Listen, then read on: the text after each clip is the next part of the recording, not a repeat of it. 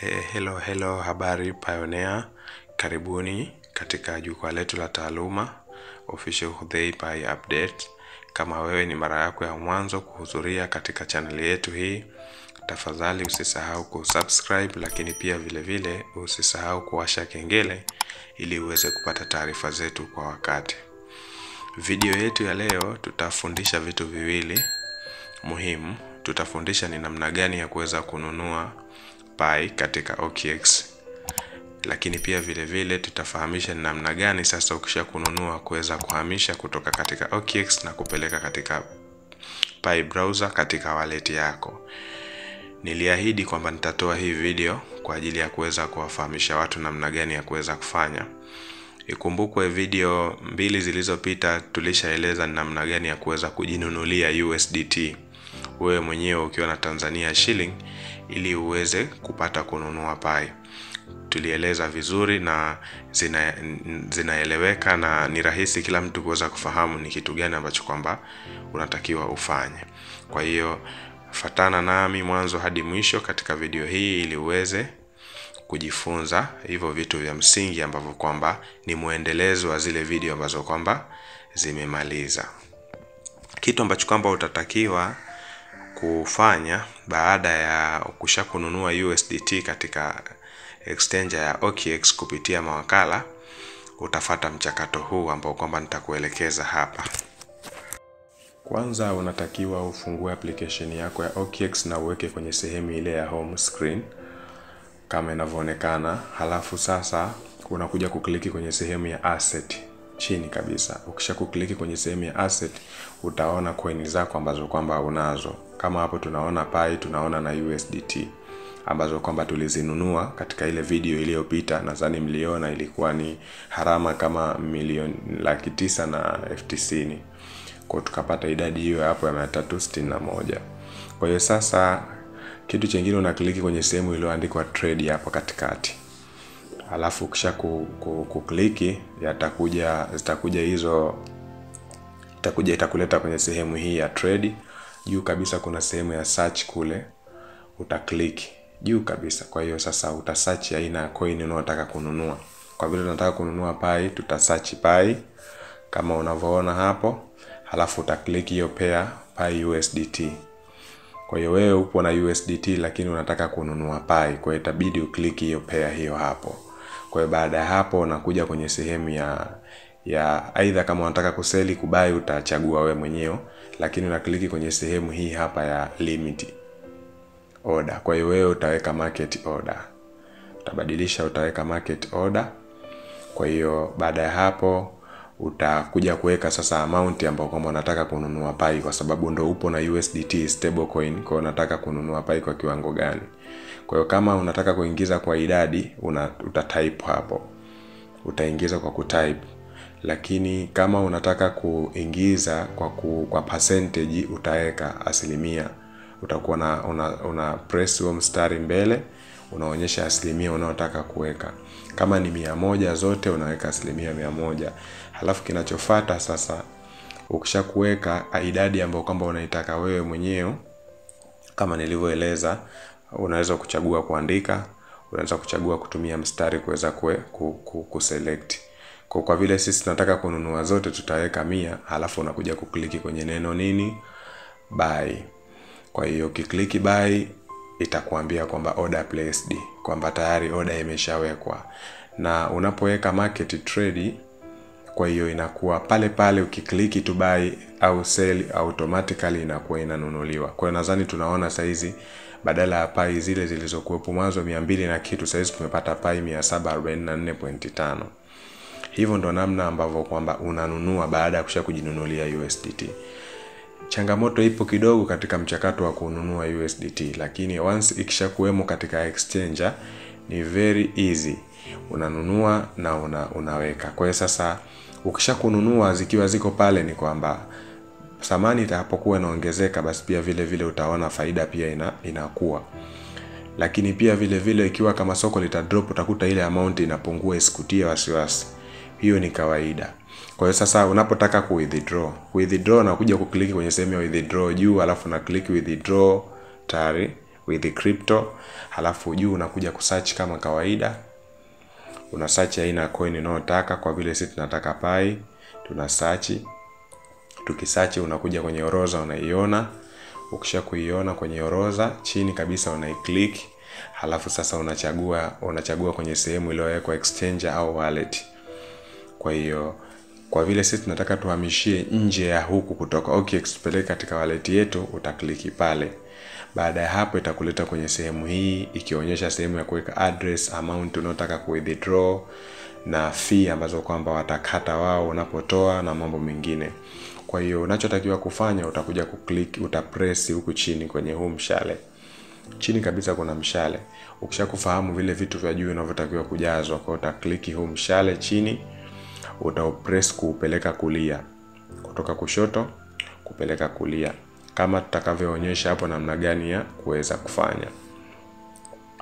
Kwa hiyo once ukisha kupress mpaka mwisho, maana yake itakuwa tayari umesha activate. Kwa hiyo sasa utawekewa sehemu ya kuweza kuweka address. Sasa hapa ndo unaingia kwenye application yako ya Pi, unafungua kwenye wallet yako, unaweka maneno yako 24, alafu pale juu kuna sehemu ya address inaonekana mwanzo na mwisho imejificha. Kwa unachotakiwa kufanya wewe una click copy au una click ile address, automatically itakwambia pale kwamba imeshakuwa copy. Kwa sasa baada ya hapo unakuja zako moja kwa moja kwenye sehemu ya address hapa kwenye OKX Exchanger, unaipaste.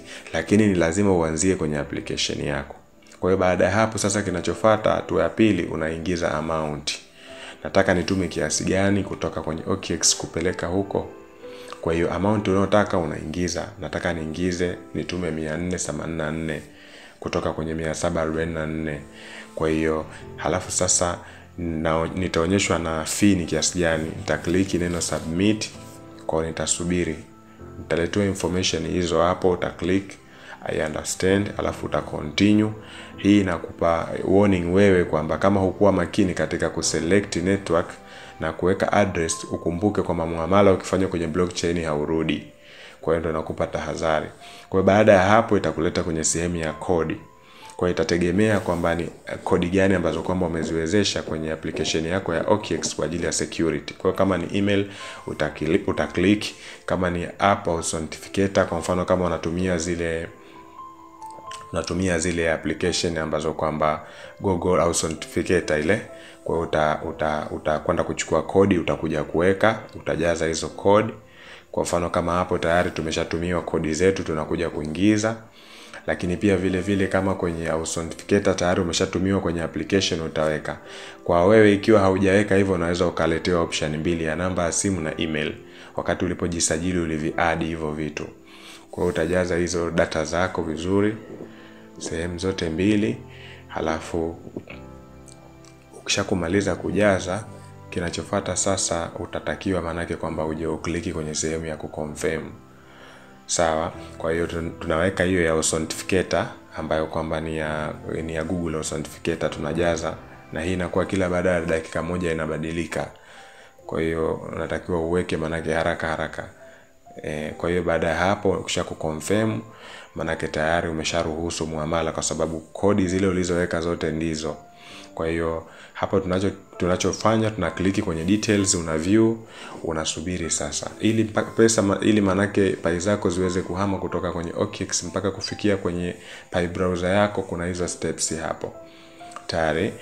Kwa hiyo unaweza ukasubiri. Unaona imetoka kwenye withdraw request, ipo kwenye pending, manake ndio inakuwa process. Alafu itakuja kwenye sehemu hiyo inayofuata in progress tayari. Kwa hiyo hapo manake ni mchakato, inakuwa inatembea kutokana na network yake ambayo kwamba inatumia. Kwa hiyo itahama kutoka kwenye OKX na kuhamia kwenye nini? Kwenye application yako ya Pi browser kwenye wallet yako.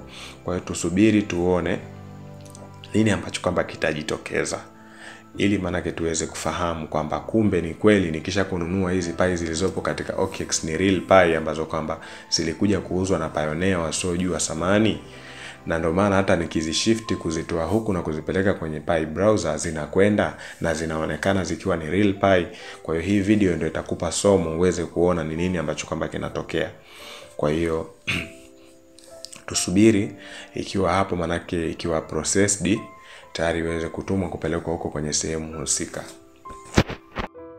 Tayari imeshatumwa. Nadhani unaona hapo, inaonekana pale juu senti. Chini kabisa kuna sehemu hapa imeandikwa view on blockchain. Kwa hiyo sasa unapokliki hapo chini kwenye kuview, itakupeleka moja kwa moja kwenye blockchain ya Pi. Yani ili uweze kuona kwamba huu mchakato wote uliofanyika sio tu kama ni wa kijanja janja, hata kwenye blockchain ya Pi unaonekana na tarehe na kila kitu. Umeona payment iliyofanyika hiyo hapo, na wallet gani ilitumika ni hiyo iliyoanzia GBAD, ni aina fulani ya wallet, wanajua wenyewe wataalamu. Kwa details zote zipo hapo zinaonekana. Kwa hiyo ule muamala uliofanyika sio fake, ni real Pi ambazo kwamba tumezihamisha kutoka katika OKX na kuzipeleka katika Pi browser. Na ndio kwa sasa tunashauriwa. Ikumbukwe hii ni fursa.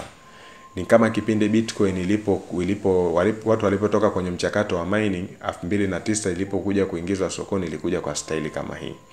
Waliojua thamani ya kuzikusanya za kutosha, waliokosa kufanya mining walikusanya. Kwa hiyo na huu mchakato unajirejea tena vile vile katika nini? Unajirejea tena pia vile vile katika Pi.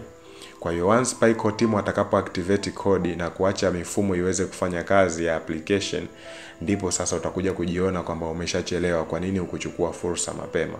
Kwa hiyo kama ulichelewa kuchimba, hukuzipata Pi za kutosha, huu ndio wakati wako wa kuweza kuchukua fursa. Ikumbukwe Pi moja kwa sasa inasimama kwa $0.6. Kwa hiyo ndio hivyo. Kwa hiyo tukija kwenye application yetu ya Pi browser, nadhani sasa application yetu ya Pi browser itakuwa inaonyesha muamala ambao kwamba umetumwa kama unavyoona hapo katika video inavyoonekana. Kwa hiyo tayari manake kwamba ni kile kiwango ambacho kama tulikihamisha kukitoa kule kukileta huku, na huku pia vile vile kimeweza kusoma. Kwa hii nimesema niweze kuiadi hapa pia iweze kuonekana kama ushahidi, manake isije kuonekana kwamba tumetengeneza video lakini je, kwenye Pi browser mbona hatujaonyeshwa kile ambacho kwamba kilitakiwa. Kwa hiyo muamala huo unauona, Pi hizo hapo 400 na kitu tumezihamisha kule, na 80 hizo hapo na 3 na point tumezihamisha kutoka kwenye OKX na kuweza kuzileta huku ndani. Kwa hiyo kwa hayo machache nikutakieni siku njema. Usikose katika video zetu zinazofuata ili uweze kujifunza mambo mbalimbali kuhusu Pi network, lakini pia vile vile usiache kuacha comment hapo chini kama kuna issue yoyote au kuna swali lolote au kuna jambo lolote haujafahamu unataka kujua. Lakini cha muhimu kuliko vyote, usisahau kusubscribe na kuwasha kengele, kwa sababu utakapo subscribe bila kuwasha kengele ni kwamba taarifa zetu unaweza usizipate kwa wakati mpaka utakapokuja wewe YouTube huku uje ufuatilie. Lakini ukiwasha kengele, once tukiachia video mpya, basi utakuwa unapata notification kwenye simu yako na utakuwa unaangalia unapata kwa wakati.